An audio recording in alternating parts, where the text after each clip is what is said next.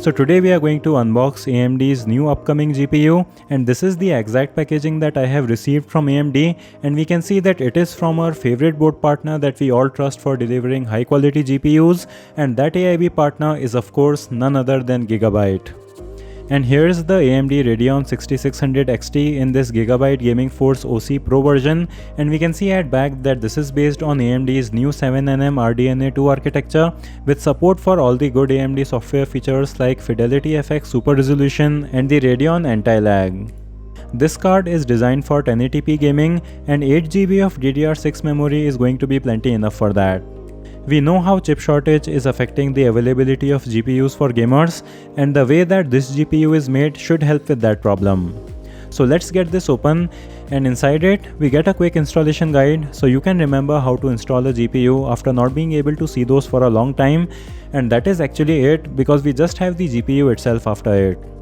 So this packaging is kind of not YouTube friendly because I can't talk about extra accessories to make the video longer, but I do appreciate how this will contribute to waste reduction and in keeping the price lower.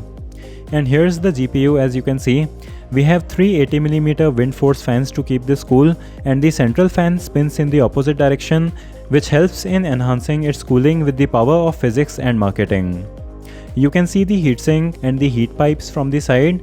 And overall, this cooler kind of seems overkill for this GPU as it's not that power hungry at 160 watts, and you will also only need one 8-pin PCIe connector for it.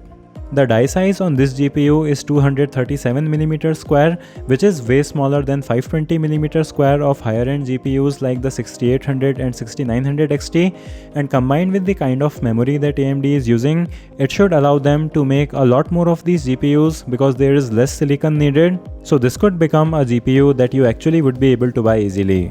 What I liked about this GPU is that we even have a very decent feeling backplate on it, and even though the shroud is made of plastic, it feels high quality, so I have to say that the Gigabyte GPU feels pretty good in quality even though it is a budget GPU.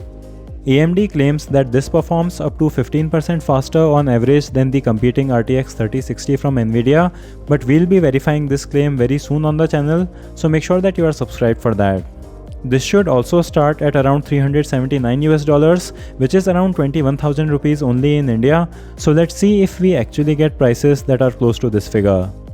Let's also measure this GPU, and this is over 28 cm, which is quite long for a budget GPU, and its thickness is over 2 slots with a width of around 9.9 cm. The GPU weighs around 900 grams, so you won't need additional anti-sag support like my 2 kg GPU. Here is how the GPU measures against a banana, which I washed properly so it looks good on camera, and my parents thought that I went crazy because why the f would you wash a banana before eating it? And that was it for this quick video. I will be sharing my full review on the GPU after the embargo ends.